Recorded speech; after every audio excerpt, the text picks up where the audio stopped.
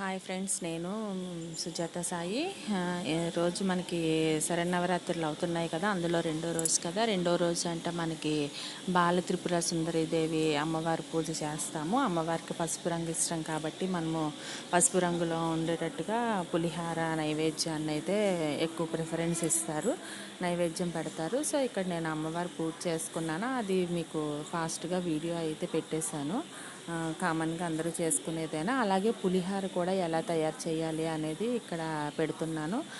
ఇంకా ఒకసారి చూడండి, మామూలుగా కాకుండా కొంచెం ఇందులోని ఏంటి యాడ్ చేస్తే బాగుంటాయి అనేది కూడా నేను చెప్తున్నాను ఇందులోనే. ఒకసారి చూడండి. మనం పులిహార చేసుకునేటప్పుడు అయితే ముందు అన్నం కుక్కర్ పెట్టకండి, ఎవరు కూడా అన్నం వార్చండి. వార్చి ఒక మనం పళ్ళెంలోకి, వెడల్పుగా ఉండే పళ్ళెంలోకి అన్నాన్ని అందులోకి ఒలిపేసి మనము ఆరబెట్టినట్టయితే మనకి విడివిడిగా వస్తుంది. సో నెక్స్ట్ ఏం చేయాలంటే కళాయిలోకి ఆయిల్ ఎక్కువ తీసుకోండి. ఆయిల్ ఎక్కువ ఉంటేనే కొంచెం బాగుంటుంది. ఆయిల్తో పాటు మినప్పప్పు, శనగపప్పు, శనగ పలుకులు ముందు ఈ మూడు వేసి వేపుకోవాలి.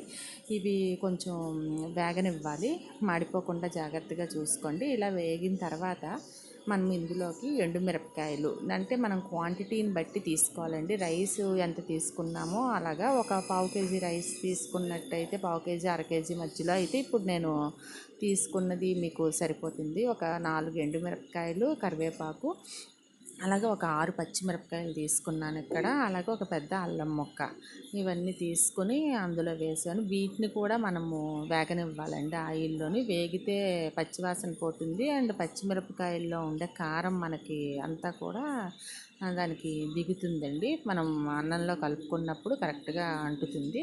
సో ఇలా వేగిన తర్వాత మనం దీనికైతే ఆవాలు యాడ్ చేసుకోవాలండి. మంచి టేస్ట్ ఇస్తాయి ఇందులో ఆవాలు.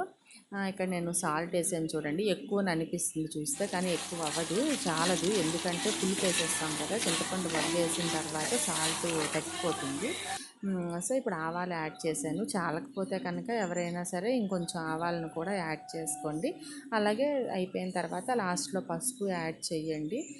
పసుపు అనేది మీ కలర్ని బట్టి, కలరు పచ్చగా కావాలనుకునే వాళ్ళు కొంత ఎక్కువ వేసుకుంటారు, లేదు అనుకున్న వాళ్ళు తక్కువ వేసుకుంటారు. సో ఈ విధంగా మనము ఇవన్నీ యాడ్ చేసేస్తామండి. ఇందులోకి కొత్తిమీర కూడా కొంచెం యాడ్ చేసుకోవచ్చు.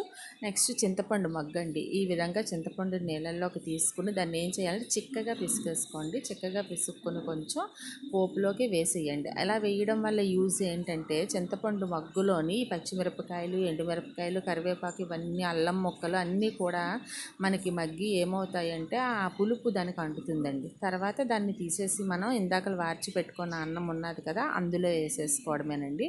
వేసేసుకొని కలిపేసుకుంటాం. అయితే ఇక్కడ నేను ఏం చెప్తానంటే చిన్న పిసరు, ఒక నిమ్మకాయ కంట తక్కువ సైజ్ అంతా మనము తీసుకుని బెల్లం ముక్కను తీసుకొని ఈ పోపులు వేగుతున్నప్పుడే అందులో వేసేసుకుంటే మంచి టేస్ట్ ఉంటుందండి. అండ్ దాంతోపాటు ఆవాలండి. ఆవాలని పొడి చేసేసి ఒక టేబుల్ స్పూన్ ఆవపొడి తీసుకుని పైన జల్లుకొని దాన్ని కలిపినట్టయితే ఇంగువ కూడా చేర్చుకు చాలా బాగుంటుందండి. ఆవపొడి వేయడం వల్ల మంచి టేస్ట్ ఉంటుంది, అండ్ మర్నాడు ఉదయానికి ఉన్నా సరే నిల్వ కూడా ఉంటుంది, పాడైపోకుండా. ట్రై చేసి చూడండి. Thank you very much.